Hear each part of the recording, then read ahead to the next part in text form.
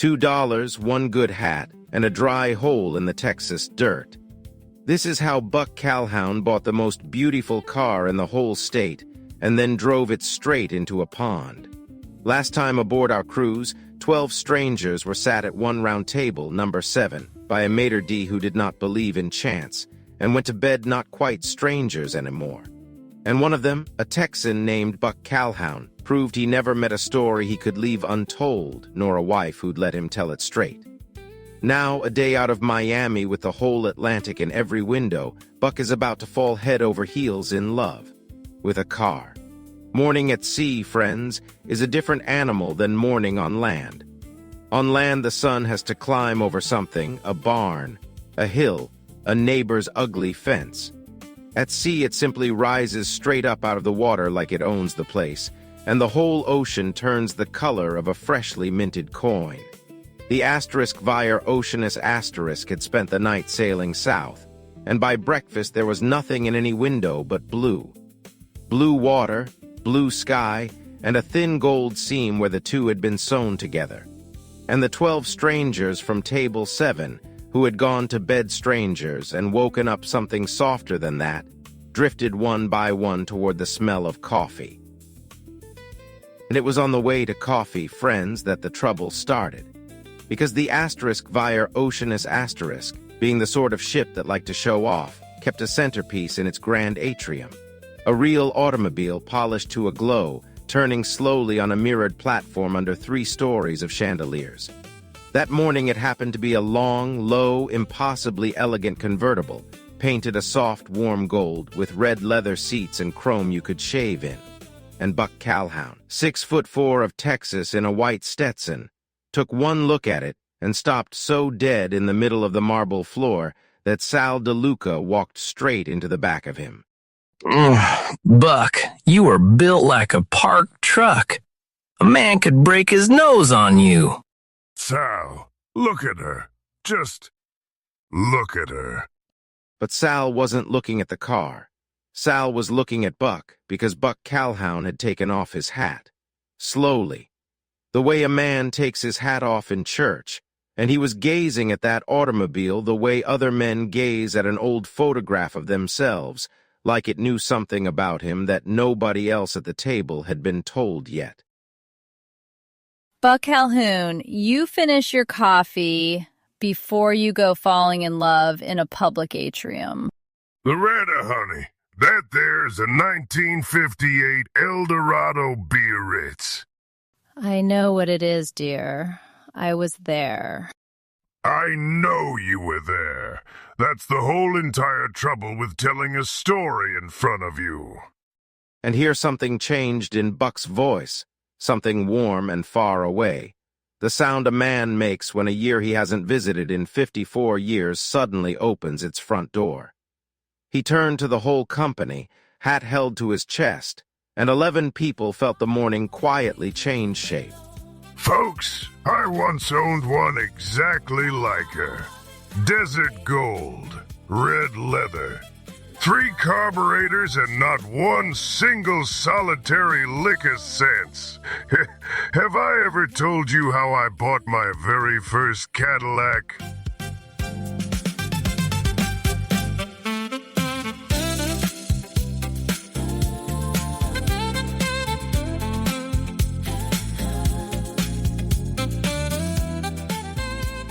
No, Buck, you have not. And I'll tell you, after exactly one supper with you, I have learned that "have I ever told you" are the 4 best words in the English language.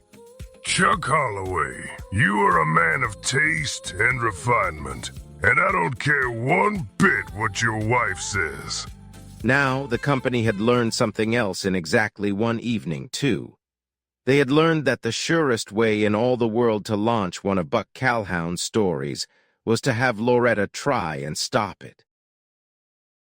Buck, I was present for the actual events. I know precisely where every exaggeration is buried, because I helped dig some of the holes. Now, Loretta, I am going to tell it true this time. You have never once told it true. Then I'll tell it truer. which made even Walter Whitfield look up. Walter had spent the better part of the morning quietly improving the mechanism of his deck chair, and a man who can be pried loose from a mechanism is a man who senses a good story coming. I should note for the record that truer is not a real comparative. Truth is binary, Buck. A thing is either true or it is not. Walter, dear, leave the man his grammar. It is the only thing about this story that is going to be small. A fair point, Alina. Go on and tell it, Mr. Calhoun. The good Lord made some folks to plant corn and some folks to tell stories, and he did not waste one single kernel of corn on you. Ruby May, I'm going to take that as the compliment I have firmly decided it is. You take everything as a compliment, sugar. That's the whole secret of your happiness. And so the company began to arrange itself the way good companies do for a good tale. They didn't decide to. Nobody announced it. It just happened the way a room of people will all lean the same direction when the lights go down. Dorothy started topping off the coffee without being asked. Earl Washington folded his big, careful hands in his lap, the way he did before he listened to anything that mattered. And Connie DeLuca announced to absolutely no one that she wasn't the least bit interested in some old story about a car, and then leaned in farther than anybody else at the table. Only Daisy Holloway didn't lean in. Daisy just turned her dreamy, faraway smile toward Buck and waited, because Daisy had started having a feeling about these stories now. A feeling she couldn't have explained to you if you'd paid her. A feeling that they were never quite just asterisk stories.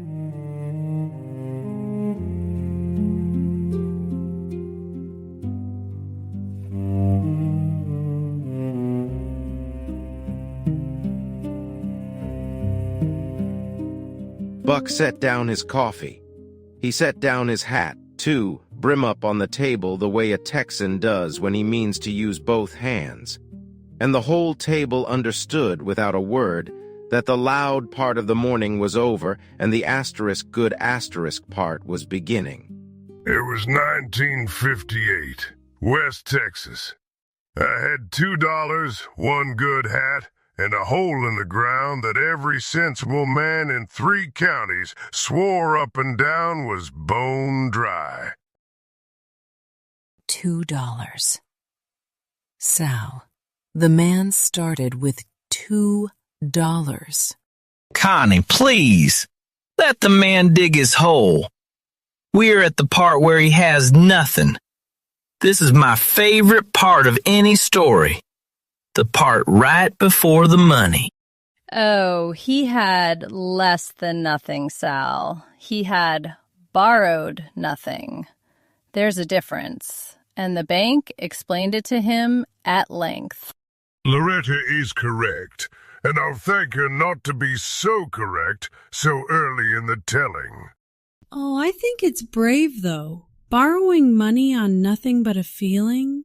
Gus did that once. Borrowed against the back 40 on a feeling about the price of milk. Welp, milk went down. It did, dear. But the feeling was lovely while it lasted. That, Buck, may be the finest summary of the entire oil business I have ever heard in my life. And here, friends, we do the thing this whole cruise was built for. We close our eyes on the blue Atlantic and the good coffee and the dear, laughing faces, and we dive all together into the asterisk back then. Asterisk into that country where everything is louder, brighter, hotter, and just slightly less true than the place we left. West Texas, 1958. Flat as a tabletop, hot as a skillet, broke as a Monday. And in the middle of all that flatness stood a sorry patch of scrubland called Section 9, and on Section 9 stood a tall steel derrick, and at the foot of the derrick stood a young man of 25, all shoulders and certainty, with a head of sandy hair the wind had not yet tamed, who had just sunk every last dollar he owned, plus several he'd borrowed off men who frowned about it, into one single well that the whole county had already given up for dead. That young man, of course, was Buck, though nobody back then said it with any fondness. Back then, they mostly said it while shaking their heads.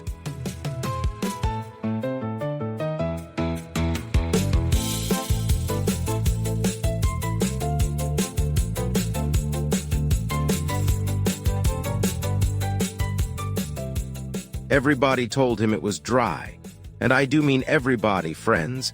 The old hands told him, and old hands are right about oil more often than preachers are right about anything. The bank told him in writing twice. A geologist with a college diploma and clean fingernails came out, looked at the dirt, looked at his clipboard, and told him. And then his own daddy told him. Now, Buck's daddy was a careful man, a man who never once in his life gambled on anything wilder than the weather. And he drove all the way out to Section 9 to stand in the heat and say his piece. My daddy said, "Son, fill the hole back in. Go raise cattle like a Christian. A man can feed a family on cattle. A man cannot feed a family on a feeling." And was your father correct statistically? Walter, my daddy was correct about pretty near everything his whole life long, which is exactly what made him so hard to argue with. Because here is the thing about Buck Calhoun's feelings, friends, and the narrator wants to be honest with you about it, the way a friend should. Buck Calhoun's feelings were wrong roughly 9 times out of 10. The man has chased 9 dry holes for every wet one. He has bought mules that turned out to be donkeys and donkeys that turned out to be trouble. The trouble, the whole trouble, was the 10th time. Because every so often, just often enough to ruin a sensible man entirely, Buck Calhoun was right. That particular morning the crew was tired, and the drill bit had been chewing nothing but solid rock for a week, and even Buck, who could stay cheerful through a flood, had gone quiet.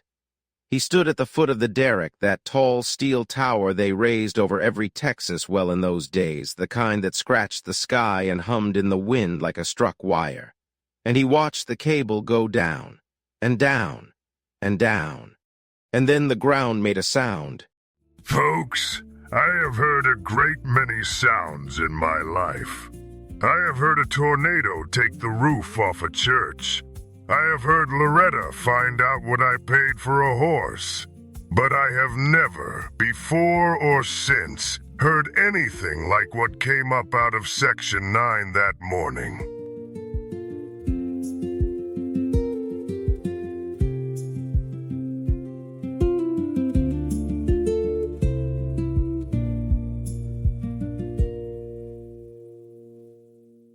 It was a low groan, like the earth clearing its throat after 100 million years of having nothing whatsoever to say.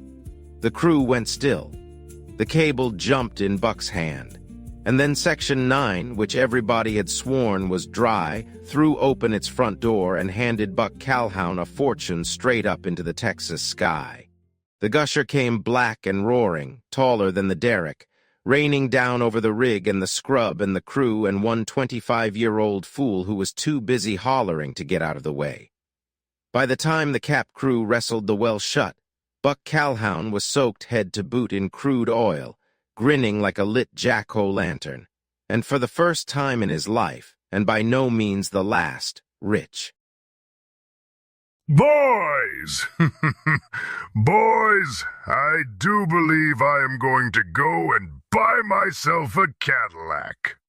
Now there was an old roughneck on that crew, a sun-cured hand named Pete who had been pulling oil out of West Texas since before Buck was a gleam in his daddy's eye. And Pete wiped the crude off his own face with the back of his arm, and he looked at his soaked, hollering, suddenly wealthy young boss, and he said the single truest thing anybody said all day. But Buck Calhoun was not listening. Buck Calhoun was already gone in his head, 90 miles up the road, to a gold car and a window he had seen exactly once months before, on a trip to Amarillo when he could not have bought the hood ornament. He'd stood on the sidewalk in front of that glass with $2 in his pocket and looked at the most beautiful machine in the state of Texas, and he had made himself a quiet promise. And Buck Calhoun, friends, whatever else you may say about the man, and Loretta can say a great deal, Buck Calhoun keeps his promises, especially the foolish ones. Particularly the foolish ones. Soaked head to foot in oil, and the first thing the man thinks of is a convertible. Earl, when a poor man's luck finally turns, he does not think sensible. He thinks beautiful. And the most beautiful thing I had ever laid eyes on was waiting up a road in Amarillo.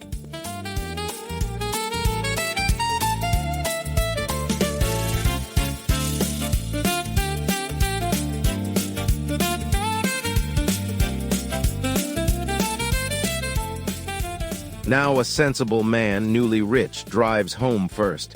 He takes a bath. He puts on a clean shirt, and then he goes shopping. Buck Calhoun drove straight to Amarillo. He drove 90 miles in a rattling pickup with crude oil still running off his elbows and soaking black into the seat, and a smile that did not leave his face the entire way, because he knew exactly what was in that showroom window.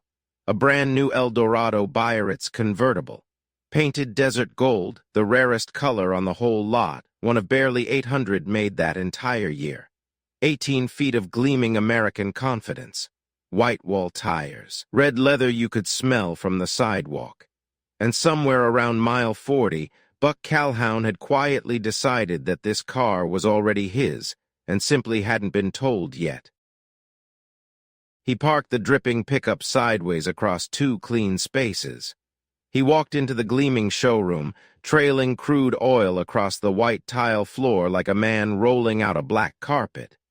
And a salesman named Mr. Pruitt, pressed, pomaded, and immensely proud of his clean tile, intercepted him at speed. Sir, I am afraid this is a Cadillac establishment, and sir, you are dripping on the... I'll take that gold one. Buck pointed one black, oil-slick finger at the most beautiful machine in the state of Texas. And Mr. Pruitt laughed. It was a small laugh, friends, and a cruel one, the laugh of a man who has already decided, all the way down, exactly what kind of person he is looking at.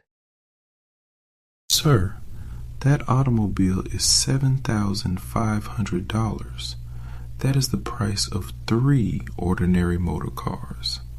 Now, if you'd care to step over to the used lot, we have a very serviceable model from '53. Some wear, honest miles, rather more suited to a working man's budget. He said the word budget, the way some men say a swear word in church. Oh, I do not like this Pruitt. Connie, nobody likes this Pruitt. That's the whole point of a Pruitt. You hold on. Buck's got that look. Buck's about to do something. Sal, I surely was. But first, I just stood there a second and let the man finish. Because there is no sweeter thing in all this world, folks, than a fella who is being rude to you right up until the exact moment he finds out he shouldn't be.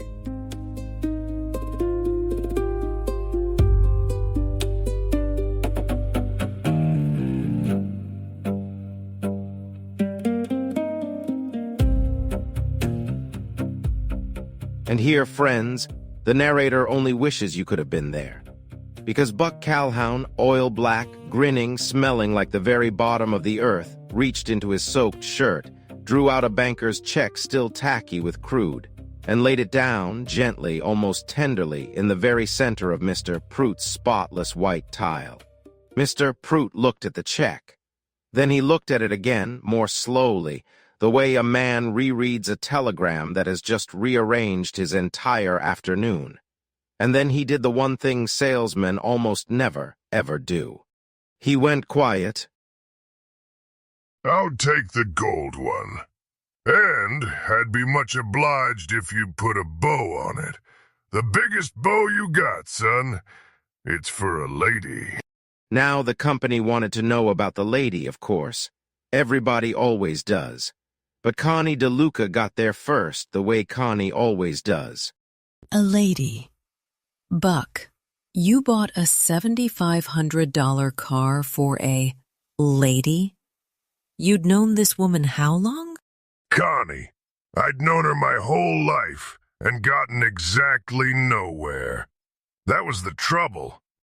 The trouble, Connie, was that he was loud and broke and entirely too pleased with himself. He had fixed precisely one of those 3 problems that afternoon. He was about to make the other 2 considerably worse. I must observe, Buck, that from a strictly economic standpoint, buying a depreciating luxury asset to court a woman who has so far declined you is.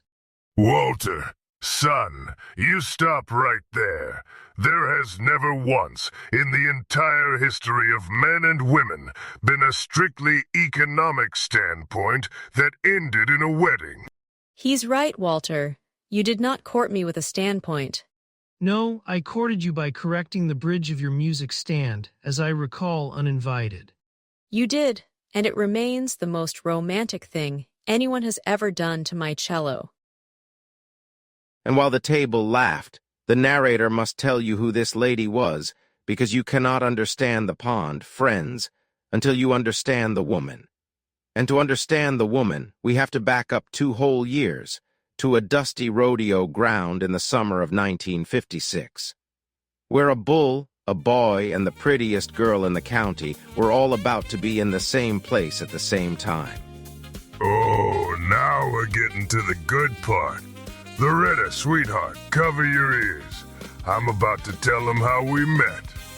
I will not cover my ears, Buck. Somebody has to be here to correct the bull.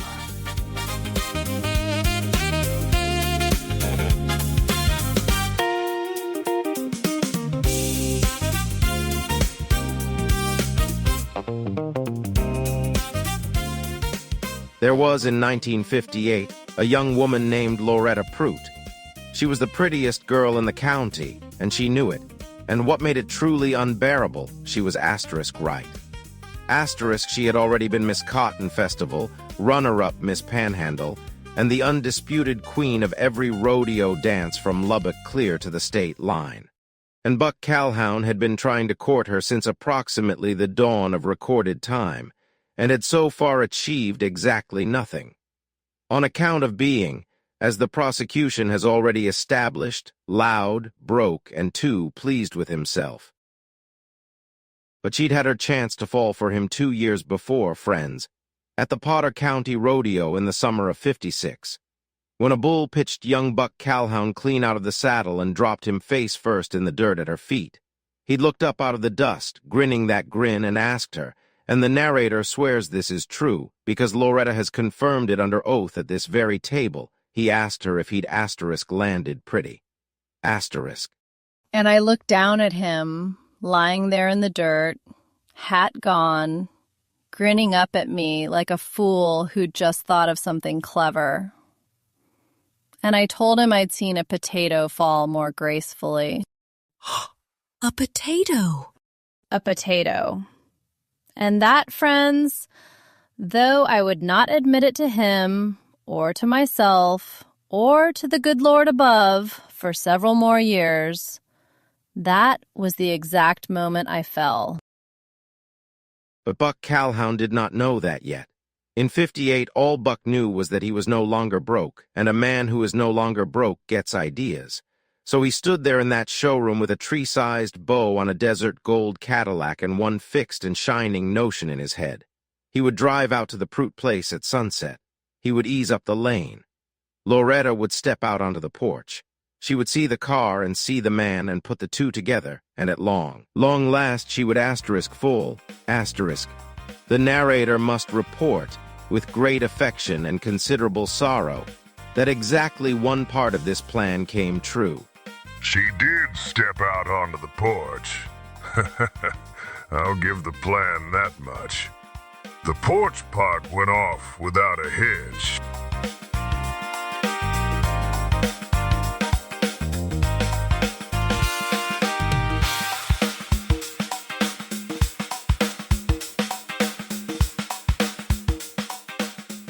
So Buck drove the Desert Gold Eldorado out to the Prout place at sunset to be, in his own private words, *crowned. *3 carburetors purring, white walls gleaming, a bow on the hood the size of a small tree. He had the whole thing pictured down to the last detail. He would ease up the lane. Loretta would come out onto the porch, and the rest of his life would begin right there on schedule. What Loretta Prout actually saw coming up her daddy's lane was the most beautiful car in Texas, driven by a man still streaked with oil, going slightly too fast, waving with both hands and therefore friends, steering with neither, headed straight for a Hereford cow named Gertrude. Gertrude had wandered out of the Prout pasture and now stood squarely in the middle of the lane, chewing, with the deep and total calm of a cow who has never once in her life been in a hurry, and did not intend to start now for anybody's Cadillac. What followed lasted about 4 seconds and is discussed in that county to this very day. Buck saw the cow saw Buck. Buck cut the wheel hard, and the Eldorado, all 18 glorious feet of her, sailed gracefully off the lane, asterisk through asterisk the Prout's brand-new white fence, asterisk across asterisk the freshly watered garden, and came to rest, gently, almost tenderly, up to its white wall tires in the Prout family stock pond. Gertrude, unharmed and unimpressed, resumed chewing.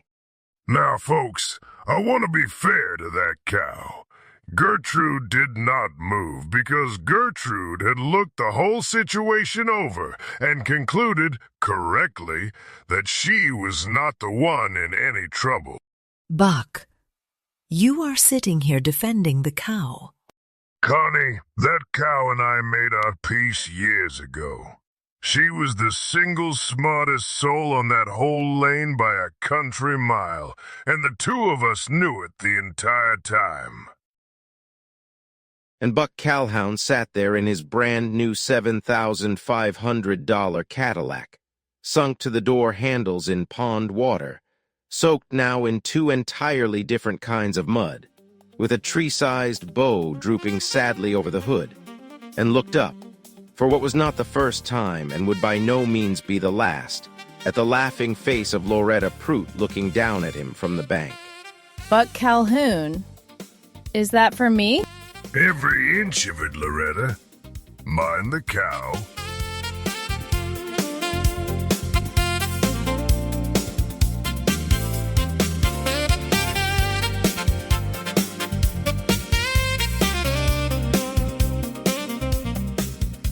Back on the sunlit deck of the Via Oceanus Table 7 came apart at the seams. Sal laughed so hard he had to set his coffee down for everyone's safety. Dorothy was dabbing at her eyes with a napkin. Earl Washington, who laughed the way deep rivers move, slow and almost without a sound, was shaking in his chair. And even Walter Whitfield set the deck mechanism aside entirely, which Alina noted privately as a small miracle of the morning. Into the pond! Connie, did you hear the man? $7,500 into the pond. I heard him, Sal. I am sitting right next to you. You do not have to narrate the man's whole life directly into my ear. 7,500, and worth every last dime. Because that, friends, is the car that finally won me my Loretta. That car won you a stock pond, a busted fence, and one very calm cow. The table howled, and Buck, who has weathered 54 years of this exact woman, only beamed and waited, because he has learned that the very best part of Loretta always comes along right after she's done deflating him. I'll tell you the truth of it, since he won't. He did not win me with the Cadillac. I'd already decided to marry the fool 2 years before that. At the rodeo, when the bull threw him in the dirt at my feet, and he looked up and asked me if he landed pretty. He's shown you both his great courtships now, you understand. And in each one, he is flat on his back in something. Dirt at the rodeo, pond water at my daddy's place, looking up at me. I have come to understand, over 54 years, that this is simply where Buck Calhoun does his very best proposing. From below, on his back, in the mud. And the oil? Was he truly covered head to foot? Or is that one of the parts that grows in the telling? Oh, that part is true. Though I'll say this much in his defense.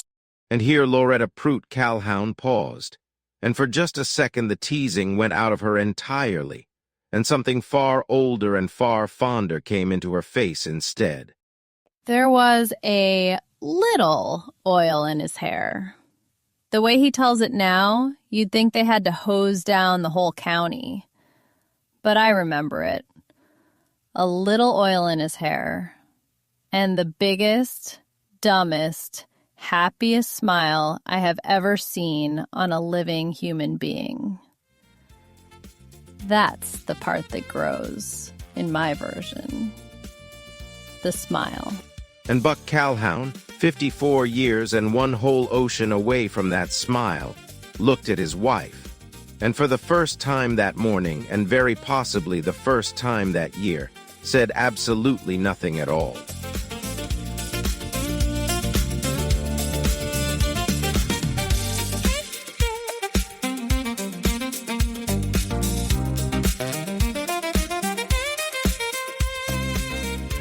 And then, quietly, the way the most important things in this world always seem to happen quietly, Gus Lindquist spoke. Now you have to understand, friends, that Gus Lindquist was a man of roughly 4 words a day, and he had already spent 2 of them that morning on good coffee. So, when his low, flat Minnesota voice came up out of the laughter, the whole table noticed, because hearing Gus volunteer a sentence was about as common as a comet. Those derricks, Buck. Gus, what about 'em? Gus turned his coffee cup a slow quarter turn on the table, the way he always did when he was choosing his words carefully, which was always. The towers. The oil towers. Texas, the 50s. Dangerous work up on those, back then. Dangerous as the devil, Gus.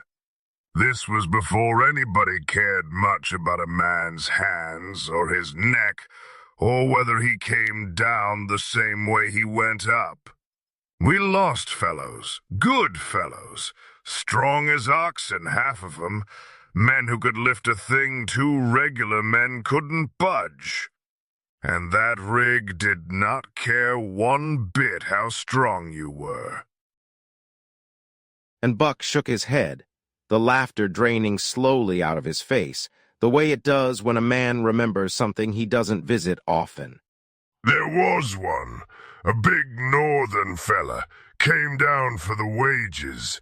Quietest man I ever...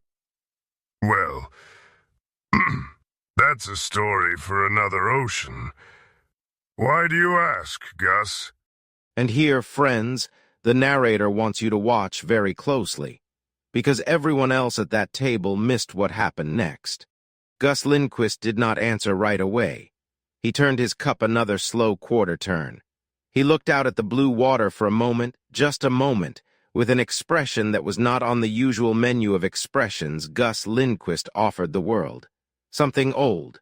Something he had carried so long and so silently that he had half forgotten he was still carrying it at all.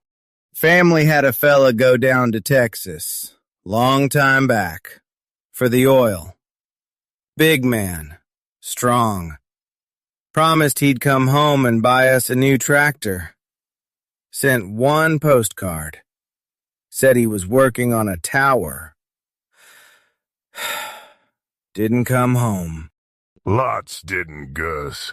Hard country back then. Buck said it gently, and he said it kindly, and he said it without the faintest idea in the world of what he had just brushed up against, because how on earth could he know? He patted Gus once on the shoulder, the way one old man comforts another over a sorrow he assumes is finished. Yeah. And that was all. The word asterisk ya asterisk, one syllable, flat as the prairie, and then Gus Lindquist picked up his good coffee and drank it, and the table, which had already rolled on to teasing Buck about the cow again, washed right over the moment like surf over a stone. But the stone was there, friends. The stone was there. And the narrator, who has the deeply unfair advantage of having read ahead, will say only this much and then leave it be, file it away. A big, silent, strong man, gone down to Texas for the oil, who promised a tractor and never came home. And a loud Texan who once watched a strong, quiet northerner go up on those very towers and not come down. Remember it. You are going to want it an ocean or two from now.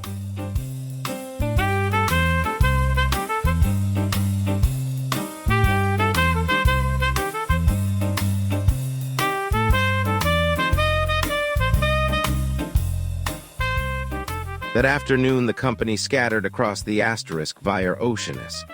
Asterisk Sal went off to inspect the kitchens and be disappointed on purpose. Earl and Walter were already deep in some argument about pressure and pumps. Ruby Mee was rounding up volunteers for a choir that nobody had agreed to yet. And Buck went back down to the atrium, alone, to stand a while with the gold car under the chandeliers. That is where Daisy Holloway found him. She's beautiful, Buck. She is, Daisy. Mine was prettier, though. Mine had character. Mine had pond water down in the floorboards till the day I sold her. Best worst purchase I ever made in my life. Daisy looked at the slowly turning Cadillac for a long, quiet moment. And then she looked at Buck with that mild, far-away expression that made Chuck tease her, and made everyone else eventually lean in. Can I tell you something strange, Buck? Daisy, you can always tell me something strange. It's about the only thing I look forward to more than supper. When Gus asked about those towers this morning, the whole table felt it, just for half a second, and then it forgot. But I don't forget those half seconds, Buck. I collect them. She tilted her head and turned the turquoise ring once slowly on her finger. 12 people, from all over the country. A Texan who watched strong men go up on those derricks and not come back down. A Minnesotan whose family lost a big, strong man down there and never once learned how. And the two of them get sat at the very same table, by a computer, by an accident, in the middle of the whole entire ocean. The universe does not see that by accident, Buck. It just hasn't told us why yet. Now Buck Calhoun did not believe in a great deal beyond cattle, oil, Loretta, and the occasional miracle of a 10th feeling coming true. But he looked down at this small woman, with the flower in her hair and the ring on her finger, and he found that, for the second time in that single day, he had nothing smart to say. You know what, Daisy? Yesterday morning I'd have told you that was pure hooey. And today? Buck looked back at the gold car, gleaming and turning slowly under the lights, the exact color of a Texas sunset, and of a young man's whole entire future. Today, I just don't know enough to argue with you. And up in the tall windows of the asterisk Via Oceanus asterisk, the sun went down into the ocean like a gold coin dropping into a slot. And somewhere far below decks, in a battered tin box that Buck Calhoun did not know he was still carrying with him all the way around the world, a last paycheck, a medal for valor, and a single photograph of a big, quiet northern man lay waiting, patient as the sea, for the day they would finally be needed. But that, friends, is an ocean or two away yet. For now there is only this, the gold car turning, the sun going down, and 12 people who woke up strangers and are, without one of them quite noticing the moment it happened, becoming something else entirely. Next time aboard our cruise, A trio strikes up on the evening deck, and quiet Alina Whitfield tells how a young cellist once busked for spare coins in a cold railway station, and the stranger who stopped to listen. Don't miss it. Thank you for spending this morning with us. If our travelers made you smile, give this a like, subscribe, and share it with a friend. And tell us in the comments which couple is winning your heart so far. See you in the next port. 12 strangers, 1 gold car, and a whole ocean of stories still waiting to be told. Until the next port, friends, we'll see you back at table 7. Thank you for sailing these miles of our cruise, along with our characters. See you in the next port. To be continued.